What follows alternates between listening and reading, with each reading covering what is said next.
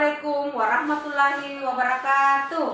Berjumpa kembali dengan saya Samsuryani, calon guru penggerak Angkatan 9 Kabupaten Pindrang dari UPT SDN 121. Kali ini saya tidak sendiri, saya ditemani oleh Ibu Elia Yunus. Beliau adalah guru UPT SDN 121. Assalamualaikum warahmatullahi wabarakatuh, Ibu Elia. Bagaimana kabarnya hari ini, Bu? Alhamdulillah baik, Bu. Baik, hari ini kita akan adakan percakapan pra-observasi ya, Bu. Jadi saya akan amati jalannya proses pembelajaran yang Ibu laksanakan dalam kelas. Adapun tujuan diadakan supervisi yaitu untuk mengetahui dan mengevaluasi jalannya proses pembelajaran yang Ibu lakukan dan kenapa kita melakukan percakapan pra-observasi sebagai persiapan awal sebelum nanti Ibu melakukan kegiatan pembelajaran agar Ibu lebih siap dan percaya diri dalam memberikan pembelajaran terbaik kepada murid.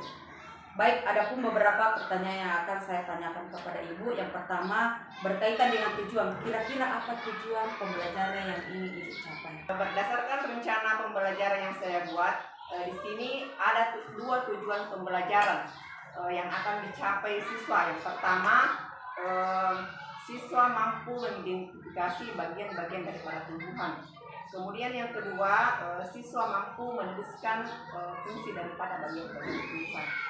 Baik, Bu, baik. Jadi ada tujuan yang ingin dicapai. Nah, bagaimana dengan area pengembangan yang ingin Ibu capai dalam observasi?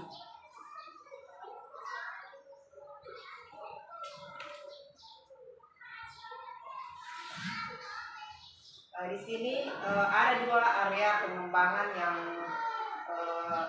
akan saya kembangkan, yaitu yang pertama pengembangan pengetahuan dan yang kedua adalah keterampilan.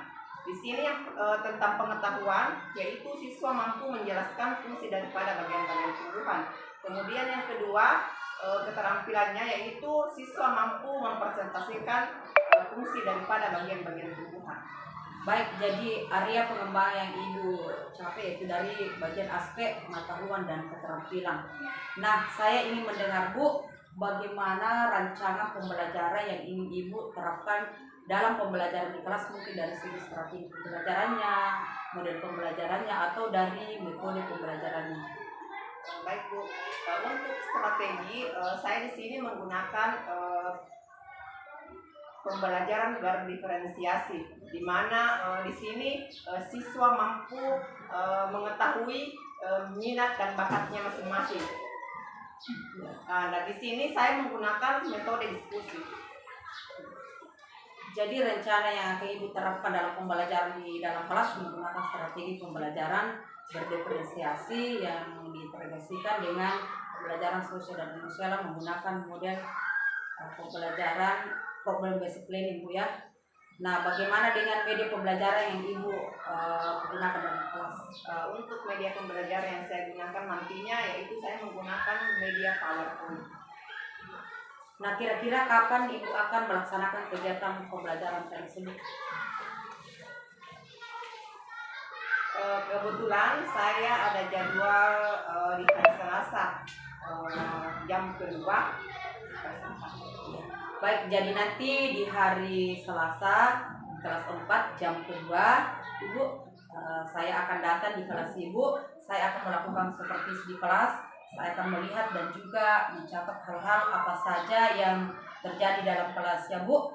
Nanti setelah Ibu lakukan kegiatan observasi atau pembelajaran di dalam kelas, kita akan adakan percakapan yang terakhir, yaitu percakapan pasca observasi yang nanti akan didampingi oleh pengajar praktik. Baik, sebelum kita akhiri, kira-kira apa yang Ibu dapatkan dari hasil percakapan kita hari ini? Setelah percakapan kita hari ini, saya mendapatkan gambaran persiapan atau media yang saya gunakan nanti sebagai proses pembelajaran di kelas ini. Baik, terima kasih atas waktunya, Bu, telah bersedia berbincang-bincang dengan saya di percakapan pra-observasi. Sampai jumpa di kegiatan observasi di kelas hari Selasa, Bu, ya.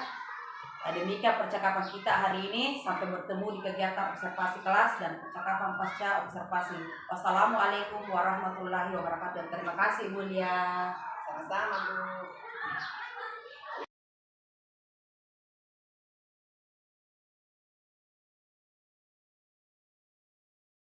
Assalamualaikum warahmatullahi wabarakatuh. Waalaikumsalam warahmatullahi wabarakatuh. Bagaimana kabarnya anakku pada pagi hari ini? Baik. Sudah siap belajar? Sudah. Ya, kalau sudah siap, sebelum kita belajar, kita berdoa dulu. Ya, coba ketuk kelasnya pimpin dulu temannya.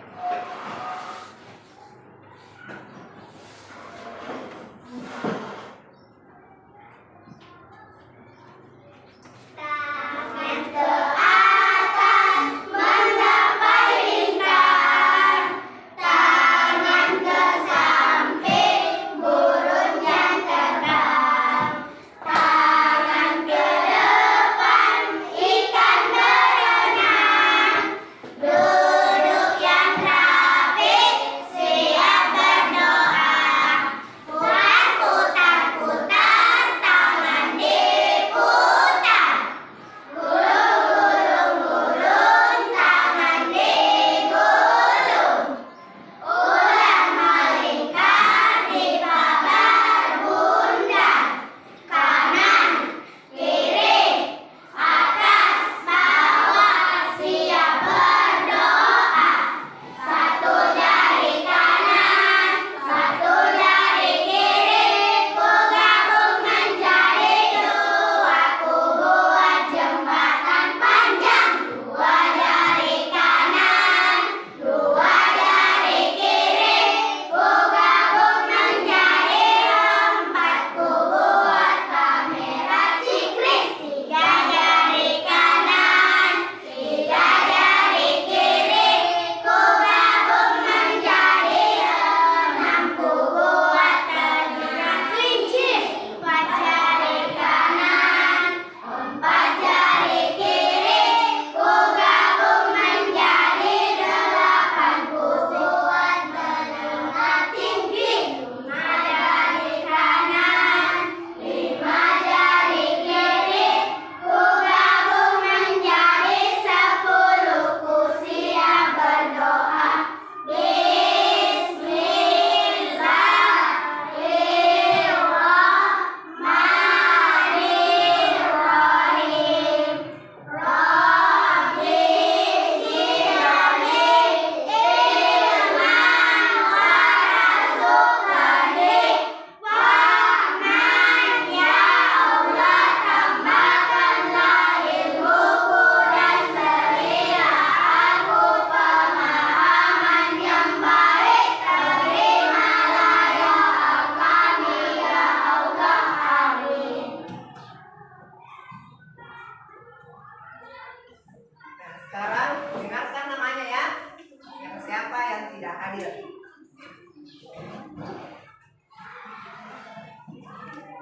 Akila, Bu. Rido. Sebelum kita lanjut ke materi, Ibu akan bertanya dulu kepada anakku. Siapa yang suka makan buah-buahan? Suka semua? Ya. Bagaimana itu tumbuhan bisa tumbuh?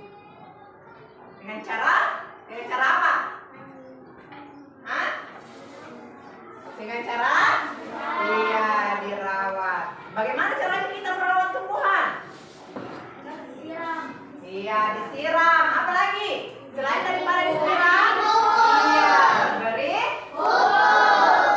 supaya itu tumbuhan bisa menghasilkan buah yang banyak. Nah, sebelum kita lanjut, Ibu akan membagi kalian ke dalam beberapa kelompok. Ya, untuk kelompok di sebelah sini, Ibu akan memberikan nama kelompoknya kelompok pepaya. Untuk kelompok di sini, Ibu beri nama kelompok mangga. Dan yang di samping Ibu akan berikan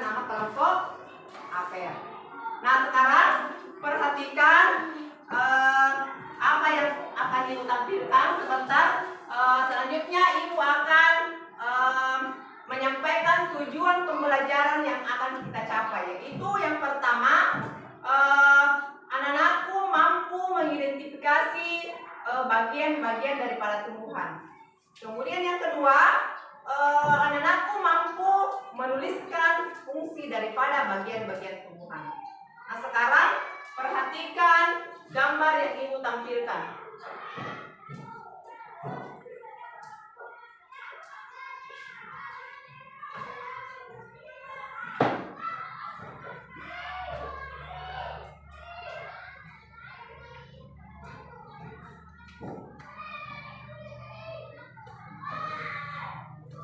Coba diperhatikan dulu ini gambarnya.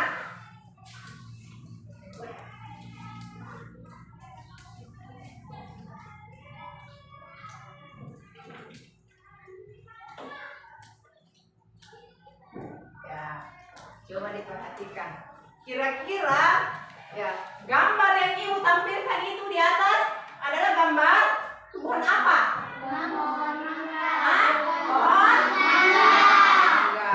Nah, siapa di antara anak-anakku yang bisa tampil ke depan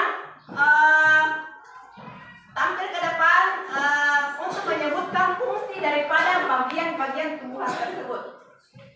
Ya, coba Anak Suci.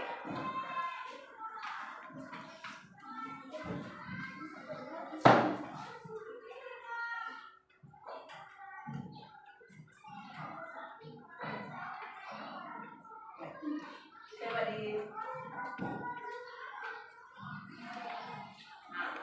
fungsinya dulu akar. Ya. Akar fungsinya menyerap air dari dalam tanah dan menyerap nutrisi dari dalam tanah. Iya, tepuk tangan dulu, Bang. Ada dari kelompok lain yang ingin menanggapi atau menambahkan jawaban dari temannya? Ada?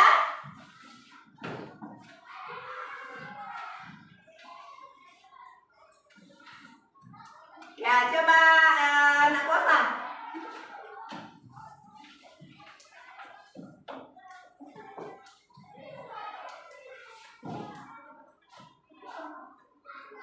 Ini fungsinya ini akar. Apa fungsinya tadi akar? Akar fungsinya untuk menyerap air dari dalam tanah dan menyerap kehilangan tumbuhan tertanam buat kita. Iya, bagus sekali. Tepuk tangan dulu teman-temannya. Itu dari jempol untuk Naposan. Ya, ternyata pada pagi hari ini anak-anakku sungguh luar biasa hebat ya. Nah, selanjutnya ya kita lanjut karena kita ketahui bahwa pada tumbuhan itu terdiri dari 5 bagian. Yang pertama akarnya, kemudian yang kedua batang, yang ketiga daun, bunga dan ada buahnya. Kelima bagian tumbuhan itu memiliki fungsi masing-masing. Nah, yang termasuk salah satunya tadi itu akar. Akar tadi fungsinya apa tadi fungsinya? Iya, menyerap air dari dalam tanah. Nah, sekarang kita lanjut. Fungsi daripada itu batangnya kok tumbuhan. Siapa yang bisa? Fungsi daripada batang tumbuhan. Ya, coba Nakila. Fungsi batang adalah menopang tanaman dan mengantarkan air, nutrisi dan makanan ke seluruh bagian tumbuhan. Iya, tepuk dulu buat Nakila. Iya, ternyata Nakila sangat pintar. Luar biasa jawabannya. Atau ada yang ingin menanggapi atau menambahkan jawaban dari Nakila? Ada dari kelompok lain? Adakah ada? Ya, coba Nasara. Dibaca saja di bawah. Di sini baca saja. Iya, menopang tumbuhan. Ya, tepuk tangan dulu buat Nasara. Nah, sekarang jadi anak-anak semua sudah tahu tentang bagian-bagian daripada tumbuhan, ya. Ada kemudian ini daunnya, apa fungsinya, bunga serta buahnya. Nah, sekarang ibu akan membagikan lembar kerja untuk dikerjakan hari ini. Sebentar anak-anakku presentasikan di atas, ya.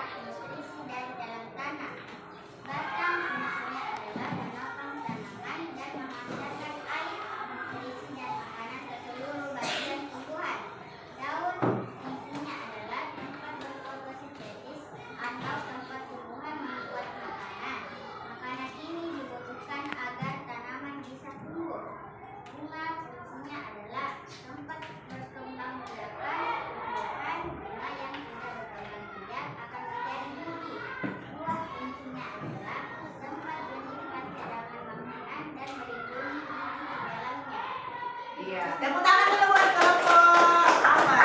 Sekarang siapa lagi? Ya, kelompok Mangga. Akar berfungsi menyerap air dari dalam tanah. Batang berfungsi untuk memompak tumbuhan dan mengantarkan air dan nutrisi ke seluruh bagian buah. Daun berperan sebagai tempat melakukan fotosintesis. Buah tempat kegiatan tumbuhan dan buah tempat menyimpan cadangan makanan tumbuhan. Iya, tepuk tangan dulu buat kelompok Mangga. Nah, sekarang kelompok Pepaya.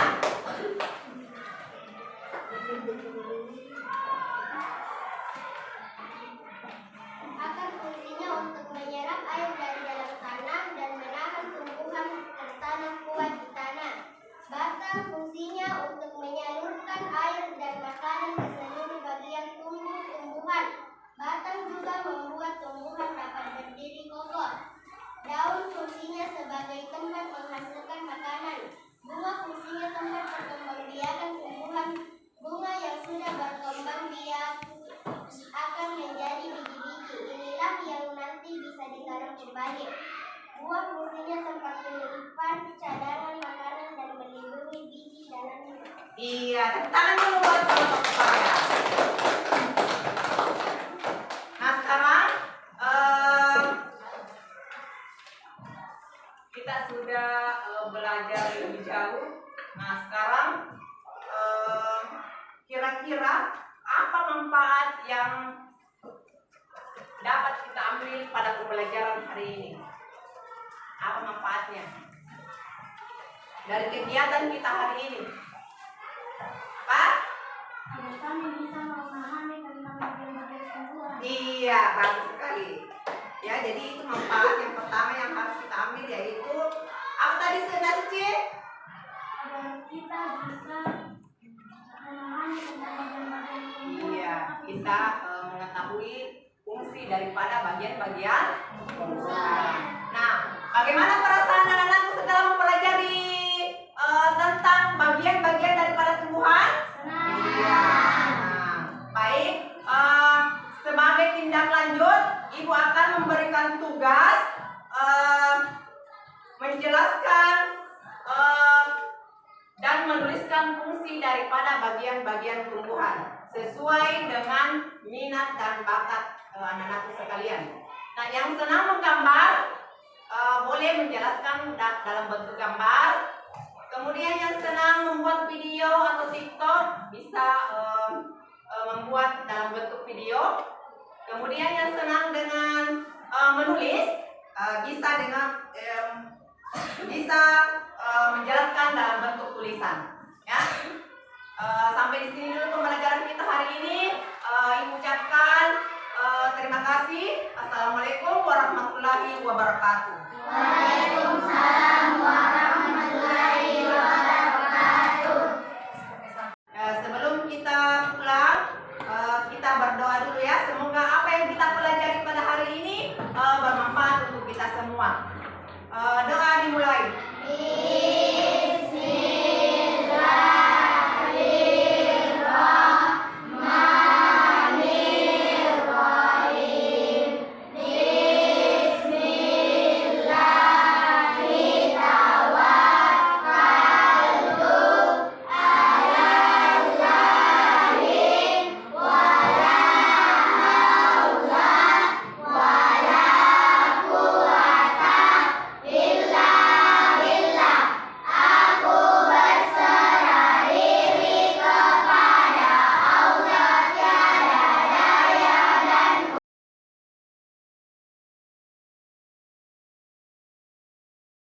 Assalamualaikum warahmatullahi wabarakatuh.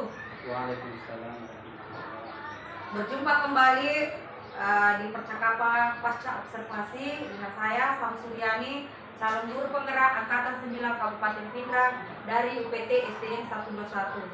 Kali ini saya ditemani oleh teman saya Ibu Ele Yunus sebagai guru yang telah saya observasi pada kegiatan supervisi akademik, dan saya pun ditemani oleh Bapak Muhammad Kasim sebagai pengajar praktik pendidikan guru penggerak angkatan 9. Assalamualaikum Pak.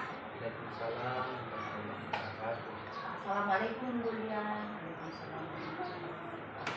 Bagaimana kabarnya hari ini? Alhamdulillah baik. Baik, di percakapan pasca observasi ini saya akan memberikan pertanyaan-pertanyaan kepada Ibu dengan jalannya observasi kelas yang Ibu telah lakukan dengan tujuan untuk mengevaluasi bagaimana proses pembelajaran yang sudah Ibu lakukan. Untuk pertanyaan pertama, bagaimana perasaan Ibu terkait dengan jalannya observasi kelas yang sudah berlangsung? Perasaan saya mungkin karena belum terbiasa, jadi merasa tegang, tapi alhamdulillah berjalan dengan baik. Alhamdulillah ya Bu, berjalan dengan baik. Bisa diceritakan Bu apa yang Ibu lakukan dalam kelas, langkah-langkah atau tahapan-tahapan yang sudah Ibu lakukan dalam kelas? Baik Bu, untuk tahapan tentunya saya membuat langkah pembelajaran, kemudian untuk area pengembangan di sini ada dua, yaitu area pengetahuan dan keterampilan. Di mana di sini area pengetahuannya yaitu siswa mampu mengidentifikasi bagian-bagian dari kepala tumbuhan. Kemudian yang keterampilannya yaitu siswa mampu tampil ke depan mempresentasikan hasil pekerjaannya yaitu tentang bagian-bagian daripada tumbuhan. Jadi ada dua area pengembangan yang Ibu lakukan, yaitu aspek pengetahuan dan aspek keterampilan. Nah, menurut Ibu sejauh mana area pengembangan yang Ibu sudah sampaikan tadi, apakah berhasil dilakukan di dalam kelas? Saya alhamdulillah berjalan dengan baik, namun masih ada kekurangan yang besar.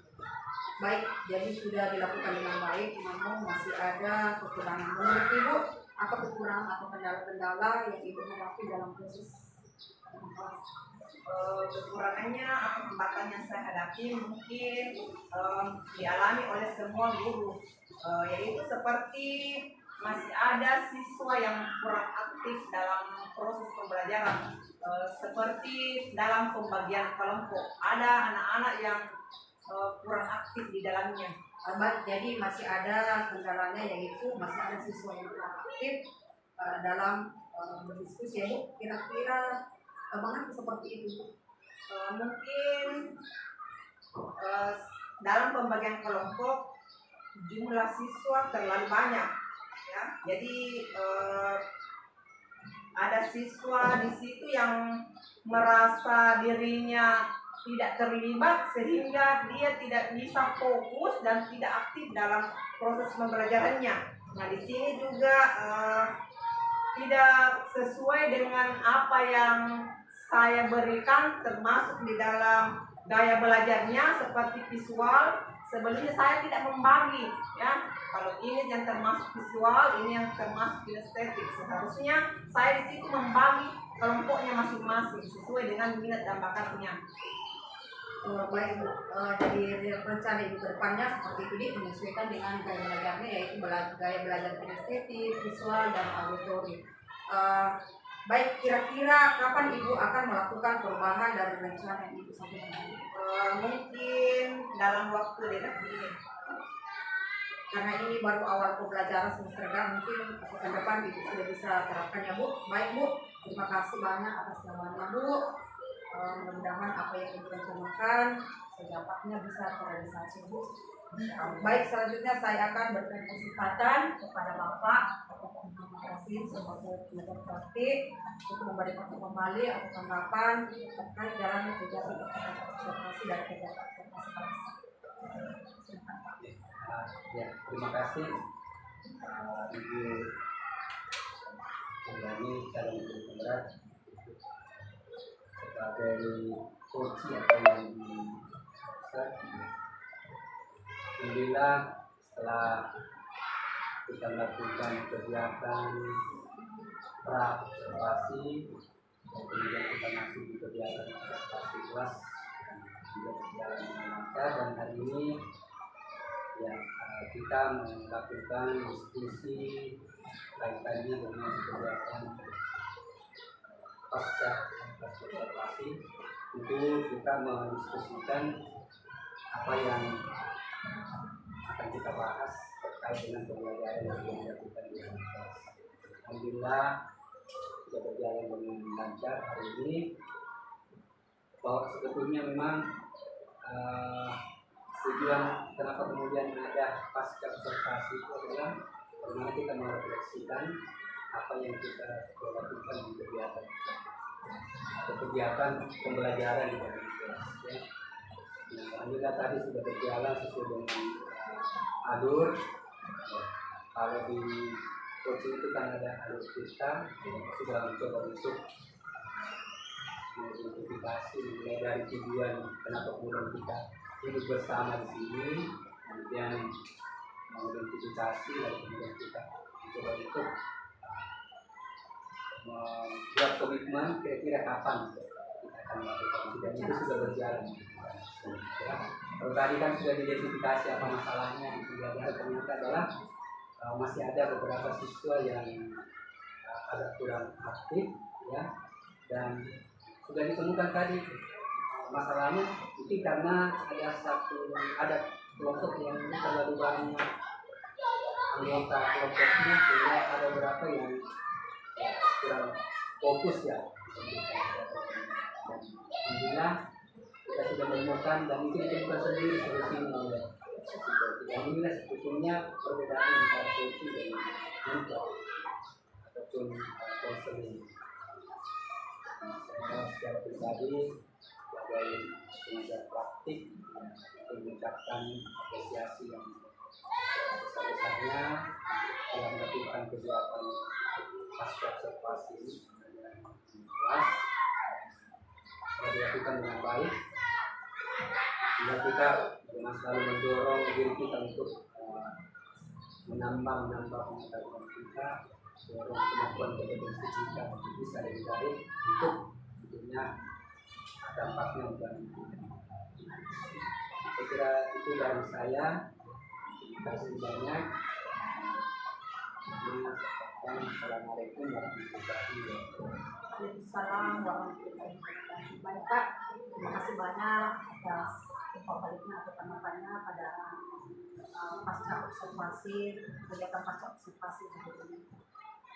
Baik, akhirnya rangkaian kegiatan seperti akademis sudah selesai, mulai dari kegiatan percakapan pasca observasi dan pasca observasi. Saya ucapkan terima kasih sudah bertanya kepada Bapak Pengajar Praktik dan Ibu Ede Yunus. Assalamualaikum warahmatullahi wabarakatuh. Waalaikumsalam warahmatullahi wabarakatuh.